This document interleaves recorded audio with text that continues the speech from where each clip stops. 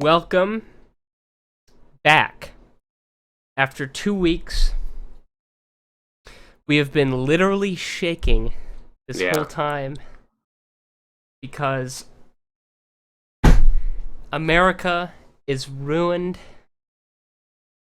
Everything is different. This will probably be our last podcast. Because I fear for my safety. The death squads are going to pound in our doors and kill us, and we won't be able to fight back because we'll be paralyzed with fear. As a gamer, I am paralyzed with fear. Intro. Exactly. Throw a double finger with a fist. Here at the abyss, I will be your tour guide. It is wartime. Check your wrist. Ready, kid? Over to your right, shine a light. Got a bevy ready for the fight. I just wanna live. I don't wanna ever have to load a clip. Welcome to the 94th episode of the Push to Shout podcast. We took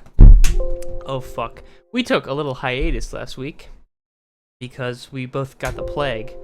Not from the election. From the election is what did it, not the tongue kissing that didn't happen. Yeah. But we are back. We are healthy, wealthy, and wise, and we have a lot to talk about. Last week, you can see D'Anthony Topkins' face behind the 94 there. I started watching Westworld, so Skippy recommended it last podcast, and it was one of those shows where it's like you're getting it from all angles. Where you'll hear people in real life, oh, did you see the new Westworld? Yeah, but they're being coy about it because they're not trying to spoil it for people around. But oh, did you know he's actually a bot? And like everything that I was hearing was positive, and your recommendation tipped me over the edge. So thanks for that, because I have watched the whole show now, caught up. I got last night's episode too. And this is now a Westworld podcast. This is World of Westworld. That's what we're renaming the podcast. I think that's a place podcasts. Not a lot of podcasts have gone. The world needs. I don't think anyone's ever talked about Westworld on a podcast before. So we're gonna blaze a new trail here. Actually, we're not gonna talk about spoilers. So don't worry if you want to see the show, but you don't want to watch it right now. We're gonna try to keep it as spoiler free as possible. But I do want to talk about it because it's a very unique thing to come out, and it's right up our alley. And so, if you missed it last week, the basic premise of Westworld, like a Disney World kind of theme park in the future, where these hyper-realistic, maybe AI, maybe just robots, they exist to serve the whims of the wealthy guests who go there to live out fantasies of living in the Wild West. And they can do anything they want to these robots. They can be their best friends. They can have a romance with them. They can murder them. They can torture them. You can do whatever you want to these things. And at the end of every day or every cycle or however long it is, they reset the robots, they call them hosts, memory, and they forget everything that happens to them. And there's a basic tension in that setup. Well, what if they don't forget everything? And they remember some of that. And there's much more to it, obviously, but that's the basic premise, is you've got burgeoning AI, and they're in a context where they're built to entertain people at the expense of their dignity and pain. And it's a very nice setup because there's not... Everyone in the show is relatable, and their motivations are relatable, but their desires are not compatible at all, which is great. Yeah, So I want to preface this. There's already people complaining in chat. People hate this show because it's popular. Yeah, and I can't think of any other reason to hate it other than it's popular and people are talking about it a lot. I can kind of sympathize with that feeling of like, well, everyone's talking about this thing that I don't care about, but like, deal with it. Sorry, not sorry. Hashtag. Well, what's the real hate come from? Like, I think first of all, I think a lot of people don't like it who have tried it and just decided they didn't like it. I think, but I don't know. I think it's a well-made show. I think it could turn out to not be that good, but so far it's living up to its potential in a pretty good way, I think. But it's one of those things where everyone's talking about it. Oh yeah, it's like Lost. There's a reason everyone's talking about it. It's not for no reason. Yeah, well, but not all of the reason is because it's a good show. A lot of the reason is because it's the kind of show that encourages theorizing. That's true. That kind of thing. That and I know a lot of people has really been frustrating hate that. me. Yeah. Yeah. I avoid that completely. I think it's the most annoying thing in the world to like. I went on some Westworld forums just out of curiosity, and it was like, well, if we go by the multiple timeline theory, exactly. then and it's like they've named all their theories, and they're like examining scenes, and it's just like you're going too far with it. Just fucking sit back and enjoy the show. Jesus Christ. Exactly, and this is one of the things I like about it. I've never seen Lost, but let me just make a bunch of wild conjectures about what Lost is like, if you don't mind. Sure. I've heard that Lost, it's got some very vague mysteries that are never quite resolved, and it didn't seem like they really had answers to them in the first place when they introduced them. In this case, in this show, there are some like long-term kind of mysteries that they're setting up, and who knows how much of that they've thought through. But there are short-term stakes always. Like, characters have immediate goals, and revelations spring up, and they're substantial and permanent. So there's always enough going on in any one episode to make it not feel like just a carrot on a stick stringing you along. But the thing about Lost that makes me worried about Westworld is that Lost, for the first couple seasons, it started out well. And it started out a lot like Westworld is, where, yes, they're feeding you a lot of mysteries that aren't going to be solved anytime soon. But they're building a world, they're building their characters, and I actually think Lost does a much better job of building its characters than Westworld. But anyway, they're building this mystery, and it feeds you some answers very gradually in the same way that Westworld is. The problem with Lost is after the second season or so, and I think this during the second or third season, there was like the writer's strike, and it totally affected the show. You can totally tell that it just kind of started going downhill from there, and it was very clear they didn't have much of a plan with it. And when they would solve a mystery, you just kind of go like, oh, like it's not that, yeah. So hopefully, here's the thing about Westworld though, is that it's an HBO show with a lot of money injected into it. Yes. And HBO sees their stuff through. Like they don't. Oh yeah, they don't definitely just half-ass it. And the thing about Lost is it's prime time televiation. I mean, like what was it, ABC or NBC or whatever. Sorry, not cable, network television. Yeah, and that shit, like that's a what have you done for me lately thing, and they'll cut your throat if you don't deliver. So they have a totally different mindset when it comes to making those shows, and they don't think more than a season ahead. So I do have a lot more hope for Westworld. Plus, Westworld's already an established plot. They're basing it on, I don't know how closely it'll follow it. I'm sure it's not super close already, but you have an arc there that's definitely going to happen. I've been rewatching this show with my dad over the last week. He saw the 70s movie when that came out, when he was like my age, and he was telling me about like it had Yul Brynner, and I don't know who the fuck Yul Brynner was, but I looked him up. And it was apparently like a cool movie. That was about it. And this is a massive, massive departure, according to my pep. But I'd be willing to bet that it'll follow the same very basic beats. Well, the basic beat there was that the AI rebels, or there wasn't much more to it. But that's probably going to be what's going to happen in the show. Will. But there's a lot more too, which is what's nice. Oh yeah, definitely. Yeah, I don't want to get into specifics there because either you don't want it spoiled or you don't care. So there's no point in getting into too specifics there. But and we were talking about this just right before we started. One of the things I like about the show is that it doesn't feel like it's being coy with me when I watch it. There are some things that I can tell it's putting off for later, but it's justifying that with some really tangible and interesting short-term stuff. Like every single episode has had at least one moment where I'm like, that's really cool. Yeah. There's never been an episode where I felt like, oh, this is just nothing's happening. And that's really the best you can hope for out of a show these days. Yeah. Every episode is solid at the very least. And some are great. I think there's a lot of forward momentum too, where Yes. it could easily get really, like, even early on, it could easily get bogged down.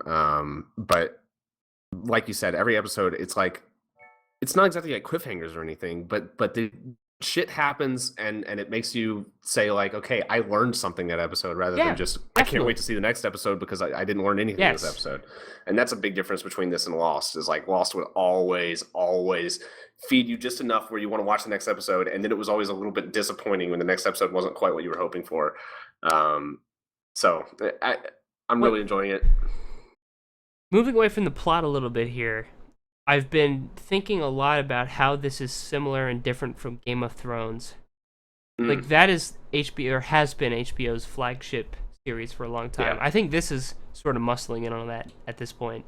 I think that this is in preparation for the Game of Thrones ending. Yeah, and I think they hedged their bets pretty well here, honestly, because this has really caught on in, like, regular very quickly. life. I doubt that they could have anticipated it catching on like this.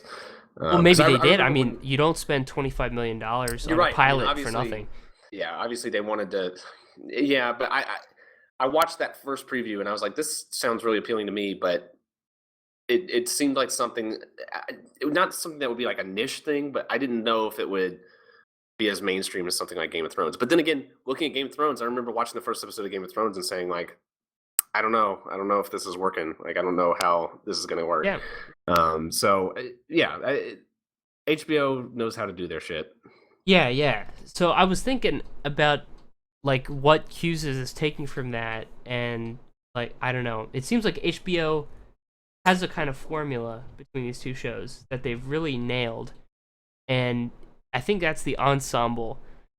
They've got a lot of freedom to structure any episode however they want, just by flipping back and forth between characters whenever it's appropriate.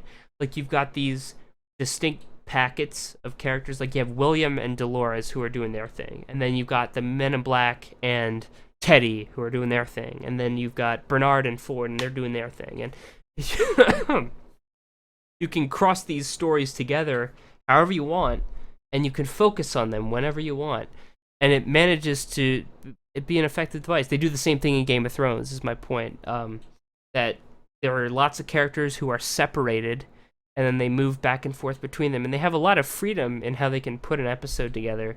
Yeah, because the plot lines aren't affecting each other, at least not majorly. Right. In this case, in Westworld's case, like, not at all, basically. Yeah, they're not affecting each other, but they edit it or curate it, arrange it, whatever you want to say, in a way where it feels like it's all coherent. Yeah, well, you learn something in one plot line that gives you some dramatic irony in another plot line. Yeah, you know, definitely. Where it's like, okay, now I know what the android does when it sees something that it's not supposed to see, and then another plot line uses that as a device where, it's feeding you information that the characters might not be fed, but like, those. I think it's only like, how many different plot lines is it following? Probably like only like 4. Is it 4? 5 at a time? 4 sounds right. Because, I mean, I don't want to go into the details of it, but it's compared to Game of Thrones, we can probably run through it pretty quick. There's Maeve, Teddy and Men in Black, Dolores and William, and then the 4th would be like the corporate stuff. The corporate espionage stuff. And compared to Game of Thrones, that's nothing. I mean, Game of Thrones has so much shit going on, and they'll abandon a plot line for an entire season. That was one of my biggest complaints of last season, is it felt like they just fucking put an entire season's plot into like 2 episodes, and it didn't make any sense chronologically, and it was just a mess. And it doesn't feel like this is going to go that far, where it's like, Game of Thrones has gotten out of hand in my opinion, but it's a lot of fun to watch, and what I really like about it, and the thing that made me catch on to it instantly, and I didn't know it would be this way. Here's, like, I think I talked about this very briefly on my last podcast, where I thought that this was going to be like about humans fighting humans in a fictional world, and like maybe it reaches into reality somehow. But instead, it's about the humans, their interaction of the humans in the theme park. There basically hasn't been any, or what there has been been very minor. It's only the people who go in there together interacting with each other. Yeah, really. It's all about the AI. That's like what the show is about. Part of that Part of that is because it falls apart if the humans start interacting with each other. Absolutely, yeah. That's one of the things that doesn't really make sense in the show. Because there's a lot of stuff. If you go into the theme park and you're going on your quest with Dolores, and somebody else wants to go on a quest with Dolores, what do? I mean, you can't kill each other. There's a lot of stuff like that in the show where it's like, I don't understand how this works. If there's a big crate full of nitroglycerin and you blow it up and you're right there next to it and the theme park can't hurt you, how does it not hurt you? No, because there's a guy who crosses his arms and says, "We got a request for a pyrotechnic effect." Well, yeah, but then what happened? Then so you just a drop massive delay. Happens, well, then that's also so I don't really. Yeah. I don't know where there is suspension of disbelief required. There's a lot of it for a sci-fi concept this abstract, and I was fine with it. I was fine with the suspension of disbelief as far as like how the mechanics of the theme park go. Like whatever, it's sci-fi, and you have to. It's like if you fucking go into a holodeck episode of Star Trek, which is what I constantly compare the show to, you can't start fucking picking it apart like from a technical standpoint. It's just not how it works. But where it did, the last few episodes have kind of started to lose me is characters doing stuff that doesn't make any sense. Specifically the technician with Maeve. I don't understand why they've done the things they've done with her and just put themselves and everything in a position where it's like it could be completely avoided very easily. It seems like a glaring plot hole. And then the creators actually were asked about it so much that they came out and they said, well, it'll be explained in episode 8, but I don't see how it could be explained, or if it will be explained, then it would have to be a stupid explanation. I don't know. That was really bizarre. I think that this, by the way, this is not a spoiler. This is just a guess. And I'm not even totally behind this, but it seems to me that if the boss man is using AI in the way that he is, at escalated levels he is, I think it's perfectly sensible for like your average body jockeys, the butchers, for them to be robots too. And like that's one of the main like sources of tension in the show is who's an AI. But that wouldn't be a satisfactory explanation for me, because we've been following them having personalities and acting on those personalities, and to just say like, oh, well, they were just given orders, it would be kind of... Well, that's the thing about the AIs in this show. They don't have to be given orders. They'll just talk to each other. Yeah, but then in that case, like the logic that they use to do what they do doesn't make sense. I don't know. We're going into too much detail. That's true. But to me, there's some plot holes that maybe they won't be plot holes, but they're plot holes right now because they're unexplained. And nothing bothered me that much. I chalk the stuff up, the lack of sense in some of what they're doing there, to them being dumb. They're established as being dumb, yeah. Buffoon characters. Yeah. A lot of ways. I hate those characters. I think that's bad writing. I think buffoon characters, plot-induced stupidity, that kind of shit is like... The Asian guy's good. And the white guy, I think, is comic relief. He's comic... I don't know. There's a lot of... My main problem with the show is the characters and the writing of those characters, the dialogue, all that stuff. It's... That corporate woman who is introduced is a terrible character. She just sucks. Are you talking about the young black woman? Yeah. Yeah, okay. She's a stereotype, and I don't mean in a racial way. She is a television stereotype. Yeah. Where she is the young, completely inexplicably, like, bitchy and corporately endowed, overconfident. Yeah, like, no, you do not sit on a multi-billion-dollar board. You're like a 26-year-old model. And before her, you had the writer guy who's like horrible. He's just horrible to his employees. And he yells at his coworkers and shit. How is he staying employed? This isn't how workplaces He's the head of narrative. He's the head of bullshit. narrative. And then apparently everyone hates the shit that he makes, and so like, why is he employed? Maybe that'll be explained. And there'll be some... That guy has been the only, like, unredeemed bad part of the show for me. Just terrible. I don't like him. I don't enjoy anything he's in. I love to hate. I loved to hate Joffrey in Game of Thrones. Great fucker piece of shit that you want to strangle. Yeah. This guy, you don't want to strangle him. You want to strangle the guy who wrote him. Yeah. And that. And then there's a few other characters that are just like that. The girl, the security girl, or not security. I don't know. The one who went out and found. Elsie. Yeah, Elsie. That was her name.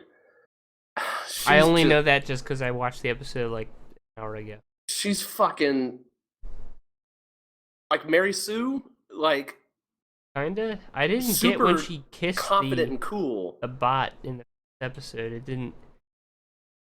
That was just weird to me because that never came up again. Really, no, never had like a weird thing with. There was also apparently like a 1.5-year gap between filming that happens in the 6th episode. Really? If you pay attention to like the way they do wardrobe and set design, like you can tell. It's I don't know. That's interesting. Well, yeah, I mean, the writing could be better. I think it could, but the premise, and not just the premise, but the world and the setup, execution, all that is rock solid. So really liking the show. I just what I'm holding out for is this show going to go to the psychological and philosophical lengths that its premise allows for and encourages? I hope so. Or is it going to just go the easy route of fun mystery that you can sit on your couch and enjoy because there's lots of twists and turns and doesn't actually explore the nature of humanity and that kind of thing? They've already gone a little bit into that, but like you could go some places with this fucking show. You could go some like Kojima ass places. I hope they go all the way. I hope they go that middle section of Moby Dick where it's just you know, just grabbing the blubber and squeezing it for everything it's got. I want the show to do that. Yeah. We'll see. I'm nervously optimistic about that show. So all right. Likewise. So that's Westworld. Pretty cool show. Yeah. Pretty cool show. Now, allegedly, this is a podcast about video games. I have heard these allegations. I don't believe them, but I've heard them. What do you have to say about them? Not a whole lot new that I haven't said before. I've played more my summer car. I built a car that ran, and I drove it around my driveway. Did you not do that the last time? No. I had not gotten that far when we had our last podcast. And I built it. I drove it around a little bit. I messed with the carburetor to mess with the fuel-air mixture, and then it exploded, and 3 of the pistons broke, and it blew a hole in my oil pan, and I had to tow it to the mechanics workshop to get it repaired. And then while doing my normal duties in my day-to-day life, I crashed in my van and died. Oh, so now I have to build a new car. Yeah. I still like that game a lot. I wish. So I thought when I broke the pistons that it would be like, okay, I have to order new pistons because you can order parts. And I said, well, you're gonna have to order new pistons and replace them in the engine. But instead, the only solution apparently is to bring it back to the mechanic shop, which is lame. I feel like maybe that's something that hopefully he will implement in the future that he just hasn't implemented yet. But like, it seems like that's the perfect kind of game where like you want to be able to repair your own car because that's like the whole. It's early access, right? Yeah. Okay. That sounds like something. If he were to add anything, that's essential. I hope so. I do. I genuinely like that game. Like unironically, I think that's a good game. I've also got back into Rainbow Six Siege. I bought that game full price and played it So it has improved. I quit because there were so many fucking issues with it that weren't getting fixed across the board. Matchmaking, servers, glitches, exploits, balance issues. Most of those problems still exist, but a lot of them have been fixed to the point where it's a much less frustrating game to play, but it's still a heavily flawed game. but I'm still playing it because it is a lot of fun. I really, really, really like that game. There's just nothing better than like when a plan executes correctly and you bash in through all the windows and stuff and take everyone out in like a span of like 10 seconds. No other game captures that. It's fucking amazing. I love it. I just, God, I wish they did that game better. But they are still updating it. In fact, there's like an update this week with a new map and some new operators, which they don't need new operators. It's already a cluttered game. But they've announced, I think, that they're going to do like a year 2 season, which I think I would prefer like just a Rainbow Six Siege 2 that fixed a lot of the issues it has. But I'm afraid that a lot of the issues aren't going to be fixed ever because it's Ubisoft. Well, if you if you had to pick a model to update a game and continue to support it on, and for it to have some real long-term viability, I don't think you'd want Rainbow Six 2. I think, or maybe a 2, but then stop there. You know, something like. Well, yeah, I just want it to be fixed. I want a major update that completely revamps the matchmaking system that is just broken and doesn't work half the time. Like, literally doesn't work. Like, you have to back out and try again. Yeah, I got you there. And there's some problems. It's mainly server stuff. It's mainly like lag issues and server connection issues and matchmaking issues. The game itself is coming together very well, and it's just held back by Ubisoft, and I feel like it is a Ubisoft's problem. And if you try to pair up with people, like get a group together, every time I try to get together a group of 4 people, and I've tried it with different groups, at least one person has an issue where they can't join, and everyone has to like back out of the group and have someone else start it as a new host. And that's a Uplay thing, because I remember having that same problem back like in Far Cry 3 or something when I tried to play it with some friends, and we couldn't all connect to each other until we found the person who needed to be host for everyone to connect to without having issues. It's ridiculous. And the fact that it's still happening is absurd. It's easy for Ubisoft or people who don't play the game to write that off, to say like, oh, it's spotty, but you'll figure it out. It works. Everybody has a different threshold for when they give up on stuff like that. And if you've got, 4 people who are wanting to play the game, and they have to go through 20 minutes of fucking around with the lobbies and 30 minutes of fucking around with the lobbies, and eventually people will give up. And the people who give up are not the people who will continue to support your game. Especially when the competitors, Overwatch and CSGO, are like to me, those are the 2 other shooters that are competitive, and they're the ones that Rainbow Six Siege is competing against. I mean, I know they're not 1-to-1 the same or anything, obviously, but those are the games that they should be comparing themselves to. And I've never had issues, and I don't want to say never, but it's rare, extremely rare. And in fact, I might say never for Overwatch, except for sometimes when the entire network goes down under Blizzard from a DDoS attack.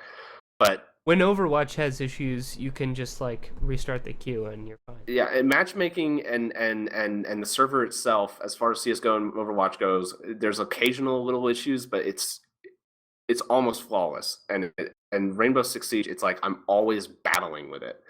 And even once I connect to a game, every round, I don't know why this happens, but for some people, I guess like, and it doesn't seem to be related to how fast your computer is or your connection.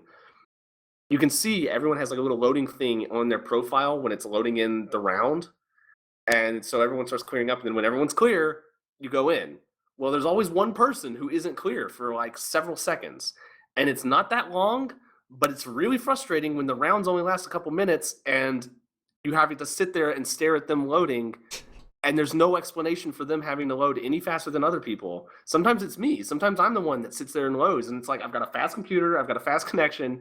It doesn't make any sense. And that's the thing that drives me crazy, is that like a lot of the issues with that game is just like, why the fuck are these even issues to begin with? It's mind-blowing. And I don't have any faith in Ubisoft getting any better. I think Ubisoft is the worst game publisher on the planet right now.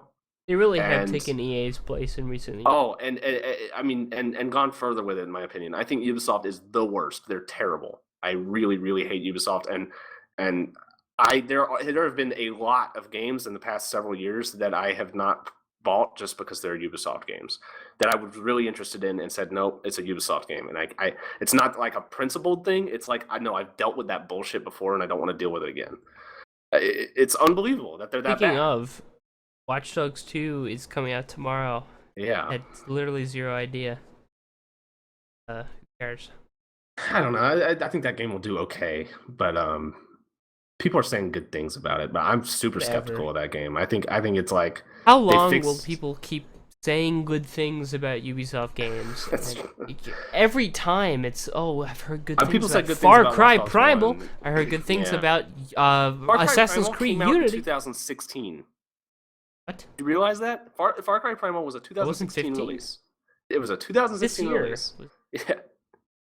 Really? It's just that nobody remembers it because it came and went so quickly, and nobody gave a shit because it was exactly the same as Far Cry 3 and 4. And in fairness, it probably didn't cost any money to make because like they just reused a bunch of assets and stuff. But anyway, yeah, Ubisoft. Fuck, if anything, the flop Far Cry Primal makes me a little optimistic that people are able to tell when they're being fed the same thing. I guess it flopped. I don't know how many people bought it. Well, it's not something on people's tongues today. Yeah, but if it sold copies, that's all they care about. And sometimes, but that's kind of Ubisoft's philosophy, right? Is they milk it until finally the game gets released that everyone just shits on because it's so bad. Unity. Assassin's Creed Unity. And then they say, oh, well, we'll fix it this time. We'll fix it.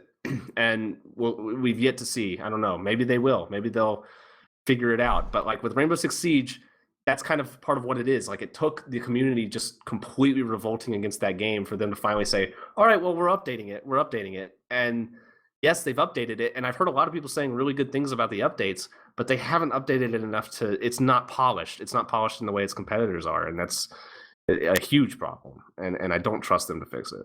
Well, Assassin's Creed Syndicate came out last year. Or not.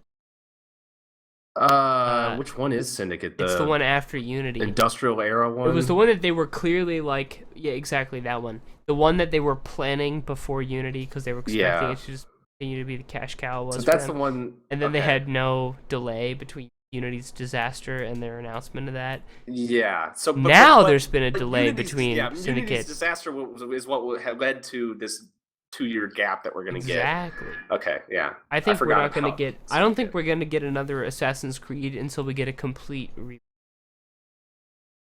Which will come next year. I think they'll come. Yeah. Well, I don't know if it'll be a complete reboot. Oh, yeah, I think they'll just release a sequel. I think it'll be like, well, we fucking fixed it. I think they're going classic old school retro, and they're going to reinvent Assassin's Creed from the ground up with brand new technology, brand new story, brand new gaming, brand new graphics. Good for you, good for the consumer. But they've already built that whole thing. They've already built that whole universe and everything. Well, who cares? I don't know. I think you'll just get a standard sequel. It'll be like Japan or something, and that'll be that. Far Cry Japan. And it'll be another Assassin's Creed game, and they'll say we fixed a bunch of shit, but it'll be the same thing. You're probably right on. I think so. But, fuck Ubisoft. I hate Ubisoft. Yes. They suck. They're awful. Awful people. Their families are bad too. Yeah. Their dogs are probably pieces of shit. Yeah. And Dishonored 2 also came out. Yes. From the second worst publisher in the world. As a publisher, I hate Bethesda. As a publisher, you're right. As a publisher, Bethesda is great. Not great. Not great. They've released. Listen to this. They've had some serious. Listen to this Hall of Fame here, okay? I'm gonna lay it out for you. Oblivion. No. Fallout 3. No. That's developer. That's Bethesda's developer. I'm talking Bethesda as publisher. Listen to this Hall of Fame they put together. They got Dishonored, Doom, Dishonored 2. Great work, guys. Well, Dishonored 2. Brink. Oh, Brink. Can't forget Brink. Did they develop that? I think they did. No, they published it. Oh, they just published it? Okay. Yeah, I think that was like their first published game that they didn't develop. Well, I bought Dishonored 2. Except for like the Obsidian Fallout. Anyway, yeah, you bought it. How was it? I bought Dishonored 2, and I'll preface it with this. Dishonored, I loved it. I loved Dishonored 1. Loved that game. Really cool. Half of it was the gameplay. The powers, the stealth, all that was really fun.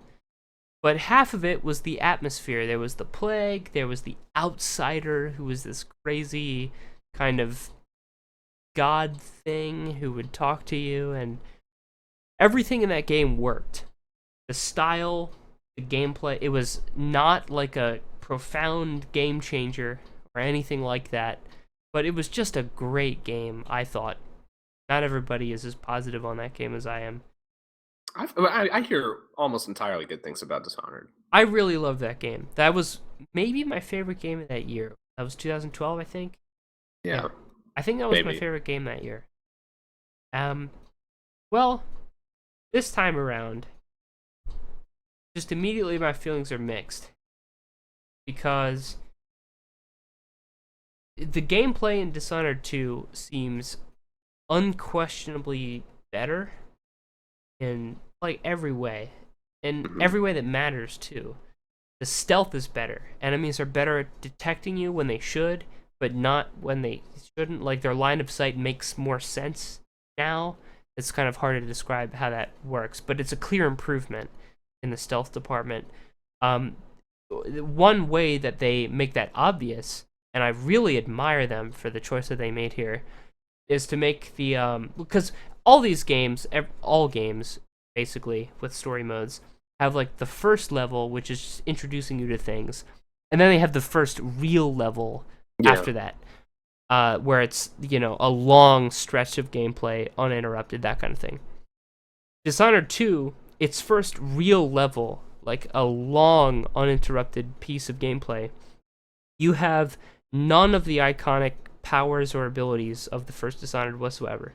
You are just walking around. It's a stealth game. Nothing else to it. So, and I'm playing as Emily, by the way, because I've already played Dishonored 1. I don't want to play as the same character with the same powers, so I chose the daughter in this case.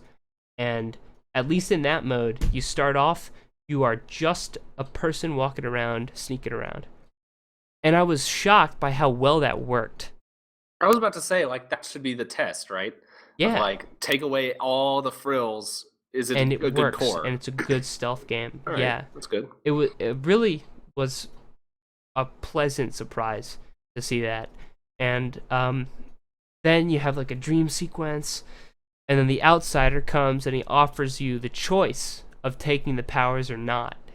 I chose the powers because that's the whole point of the game, and that's what makes it fun. But it's obvious that they spent a lot of effort making the game a viable stealth game. Mm-hmm. They put a lot of effort into the detection of enemies and placement, all that, and you can, and it's intended to be able to be played with no powers at all. And that is awesome. I'm sure there'll be like speed runs, like no power speed runs. Oh yeah, yeah, because that was always a self-imposed challenge in the first game. This time they've had that in mind, and they've put thought into making that better, and it worked. They did a great job. And the gameplay, that goes for all the gameplay overall. Like, the powers are super fun. The stealth is better than it's ever been. The levels are better designed than they've ever been. It's a great game, but they fucked up the story. They fucked it up. It's so bad. It's fucking horrible. It's the worst fucking shit. It pissed me off.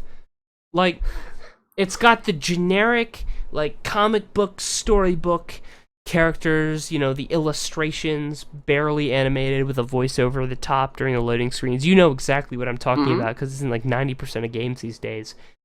And then that thing we were talking about months ago, back when they showed the trailer for Dishonored 2, and she was narrating to herself. She does that fucking constantly. Yeah. Endlessly. She just talked.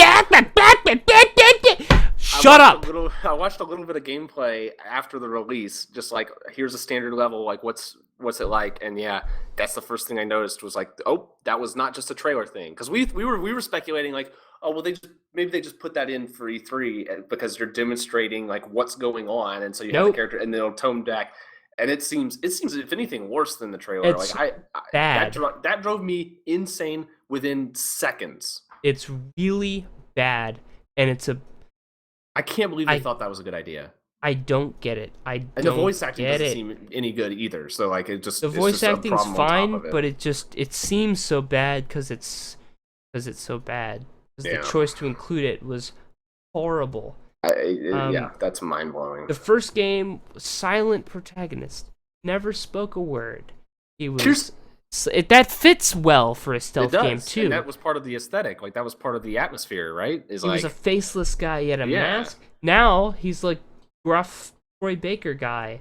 He's not voiced by Troy Baker, but that's who he is. You see his face, and he's like a bearded, grizzled guy, and he's just talking to you like, "Well, you better be careful." Shut up! You were never supposed to say a word, you piece of shit. It's like Halo. It really is. It's like if Master Chief was just talking, like chatting you up with small talk. Had more than 3 lines in the game. Exactly. It's a major problem, honestly. I think I know what caused that problem. I think that was a boardroom that said. It must have been. I think the boardroom said, "Well, these games always have someone talking in your earpiece, right? We gotta have a Cortana. Yeah, we gotta have a. Windows has a Cortana. Why don't we have a Cortana? Yeah, and we gotta have someone telling you what to do. But we can't do an earpiece, man. It's not that it's whatever. It's this world that doesn't have that kind of technology, man. Well, use magic or something. Well, it just doesn't fit what we're going for. And eventually they compromised and said, well, we got to have narration. It's the only thing that'll fit with the world, and that's the only explanation there is, because it's such a bad decision. It's such a bad, like objectively bad decision. One of my favorite things about Dishonored was the character of the outsider. He was a great character. He was an outside, neutral, but incredibly powerful supernatural dude. And you didn't know what he wanted, but he seemed to just want to mess around with stuff and cause mischief. And he was doing that through you, and he didn't really ask anything of you. He wasn't giving you orders, but kind of knew that you were going to shake things up, and you knew that that's the only reason he cared about you. And in the first game, that was done perfectly. The voice acting of that character, I took for granted, because in the first game, it was so spot on for what that character was. Like, he was just monotone, calm. He was, "Well, Corvo, these are your options. What will you do?" Like, really subdued. The guy got what the character was about, essentially. Like, he was not of this world, took an interest in it just for fun. That voice done perfectly. This game, because apparently this guy had a Reddit account. Yes, I was wondering. Tranny Destroyer. And somebody pointed out on Twitter, who knows, maybe he's just a destroyer who happens to be trans. I mean, he's a tranny destroyer. Yeah. Not a destroyer of trannies, but I digress. They cut him out of the project and replaced him with what I can only assume is somebody's nephew's best impression of Jared Leto's Joker. He sounds like, "Ha! Well, you've come to my realm." That's not what he sounds like, but it's basically what he sounds like. It's in comparison, really bad. Like, he's on edge and he's hyperactive, and it's fucking bad. That and sucks. The story overall and the atmosphere has been honestly ruined. They ruined it, and the gameplay is so much obviously better that I don't know. I don't think I want to finish it. They fucked it up really, really bad. That sucks. They either completely misunderstood or they underestimated the value of their story. Who knows? Yeah, who knows what happened? I mean, God, that. And it kind of feels like Metal Gear Solid 5, honestly. Not anywhere near on that level. Yeah. But that basic parallel of the gameplay is a cosmic leap ahead, and the story and everything else, the writing generally, is a plunge into the depths of the dark, dark sea. So, really not a pleasant time with this game so far. Did you have despite how much issues? fun it is? You know what? That's the mildest issue I have with the game. Yeah. I'm running it like they've announced that they're releasing a major performance patch. I've maxed stuff out, and I'm doing a solid 45 to 60, a 780 Ti, which is well below the recommended specifications. Yeah, so because there's some people that are apparently having major issues on like 970s and stuff, I believe them. But I haven't encountered those crippling issues myself. And yeah, it's real. The problem with this game is more fundamental than that. It's stuff that can't be patched out. It's how they chose to present the entire before the first real mission. There's the intro mission that's just showing you stuff. And I don't know. Did you play the first one? Briefly, I played. Okay, so you played the 4 or 5 hours of it. Yeah. In the beginning, you get ambushed by a bunch of assassins who are trying to kill the Empress, and you're actually playing the game at that point. You have control of your character. You're fighting off the assassins. That's what you're doing. You have control of your character. In this game, the first level is a cutscene in the engine, but you can point of view. You can barely move your mouse around. Like, you can move an inch left, right, up, and down diagonally, but you can't look all the way around. You're on rails. It's walking for you. It sits down for you on the throne. It's gross. It's a really bad presentation. It's not one of those cutscenes where your character does a bunch of badass shit that you can't do, is it? No, it's just you have to watch stuff. To me, that's like the biggest sin of a game is when, especially for a first-person game, when it has a cutscene from the first person, and your character does a bunch of crazy badass shit, but it's like way cooler than anything you can actually do. Or like it looks a lot better than anything you can actually do. So then you get control and it's like not the same. I feel like that's the biggest sin that you can commit. It's just such a bad idea.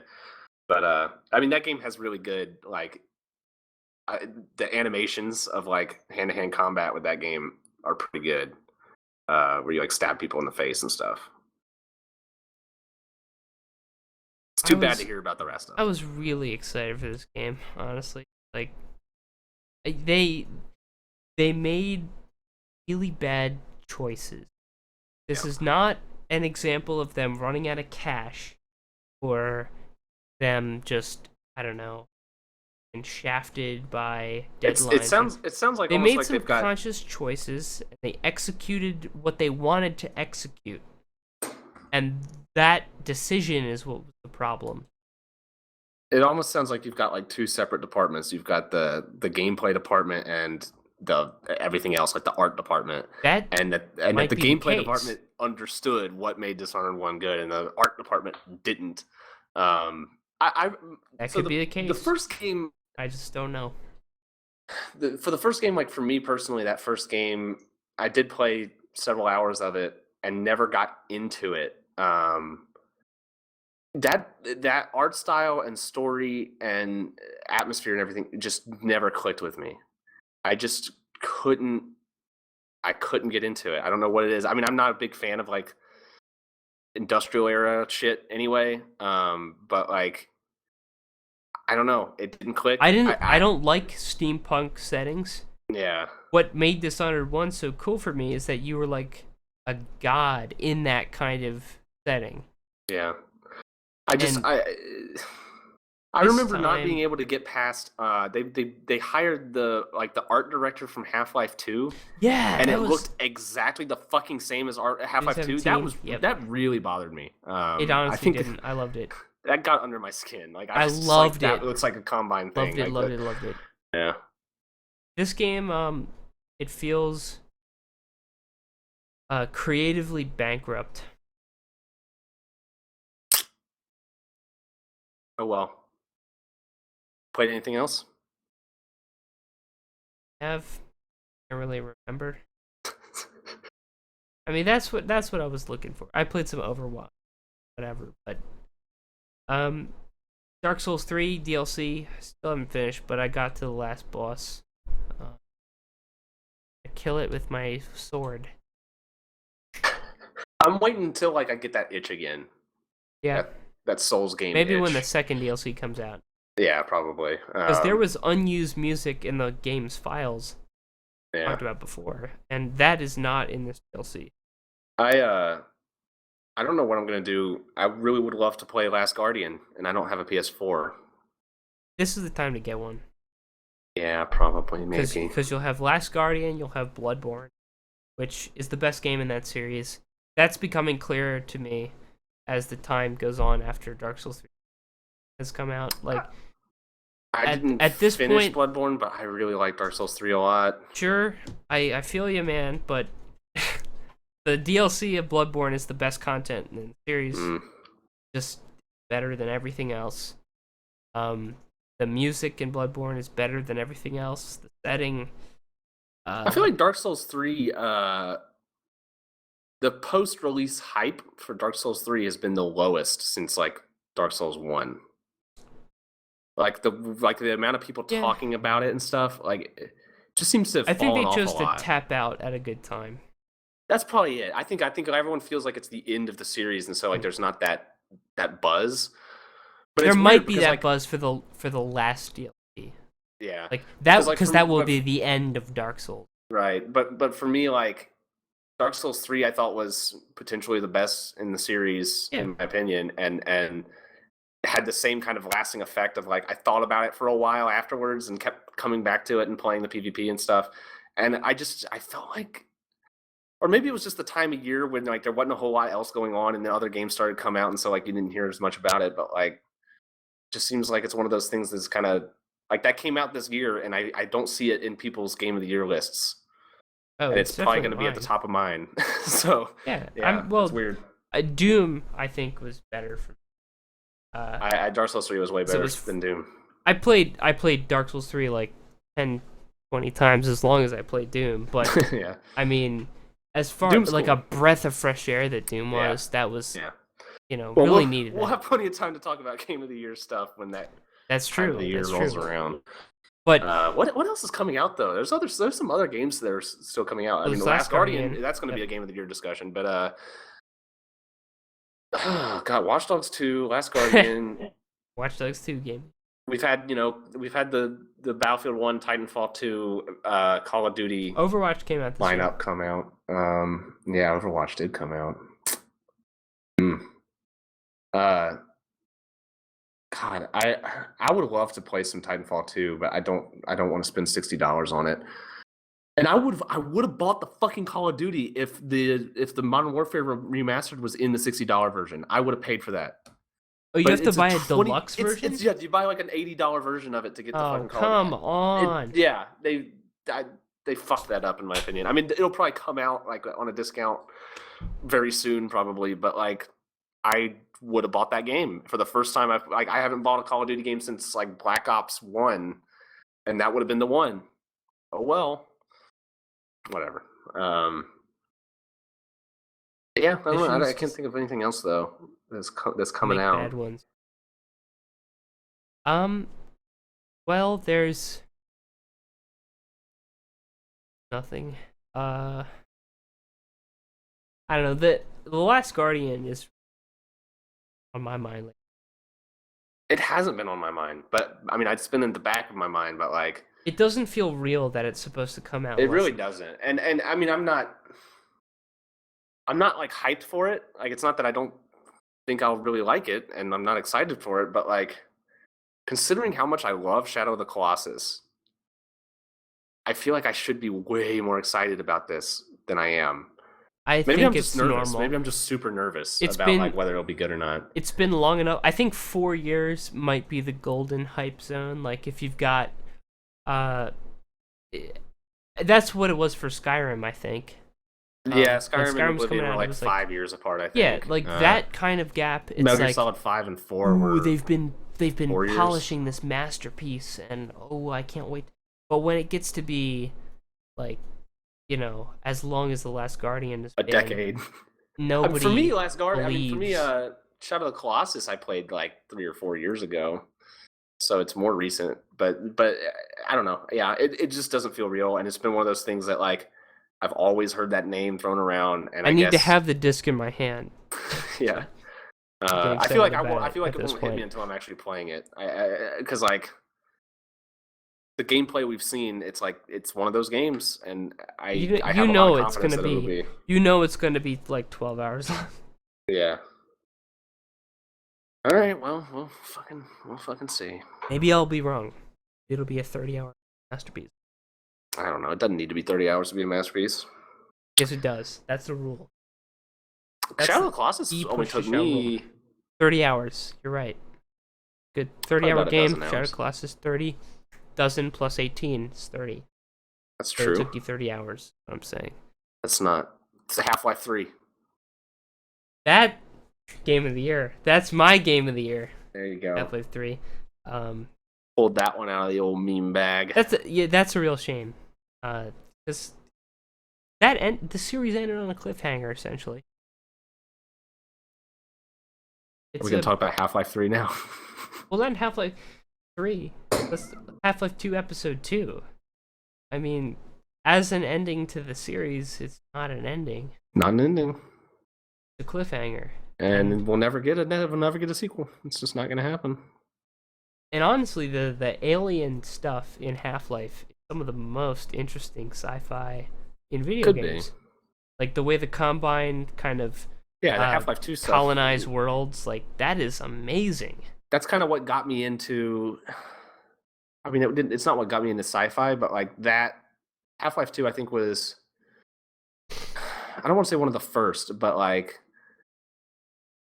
Half-Life 2 got me interested in a world and like immersed in a world in a way that I hadn't felt since like Morrowind at that point, and a completely different kind of world, obviously.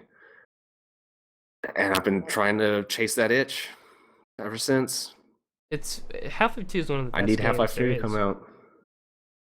And who knows if it will. Didn't Mark Laidlaw, he release some kind of book or retrospective on Half-Life, like writing about, he released something called like Writing Half-Life or something like that, where he just lays stuff out there. Maybe I'm making this up, but I don't think so. There's been art books and stuff that have come out, but like, no, I'm talking about by the writer, like it's story stuff. I wonder how much of like the design team that made Half-Life 2 are at Valve right now. I don't know. I'm sure that's known somewhere, but like they've always had some of the best writers in the business, and I don't know if they still have them. Well, they've got the writer behind Portal. They've got the writer behind. I don't know their names. I don't know who these people are. Well, it's Wolpaw. I don't know his first name, but Wolpaw is the guy, the Portal guy, and then Chet Falachek, Left 4 Dead, like lead designer and writer, I think. So they've got some of their old guard talent there. If you want to call it, it would be a really big deal if Valve were to even just make another game. Period. Oh yeah. It would be as big as Blizzard released the biggest shooter of the year, 2016. But bigger. Overwatch was weird because like to do it. I feel like there wasn't. Maybe I just avoided it, but there wasn't that much hype, in my opinion, like of Overwatch until the beta came out. Well, like it wasn't like this. That's the beautiful thing about Overwatch. It's not carried on hype whatsoever. That it's carried on quality only. Yeah. Blizzard released a quality product. People liked it a lot and played it a lot. And now all the games for the next 5 years that are any kind of competitive first-person shooter are going to start to try to. Yep. We want the Overwatch audience. It's going to be the next Call of Duty. It will continue. Can't wait. Anyway. Just like 4 years of a... Of what? Of a... What? I don't know what you're... podcast, episode 94 years. Thanks for tuning in. This is... Trump! Good night, everybody.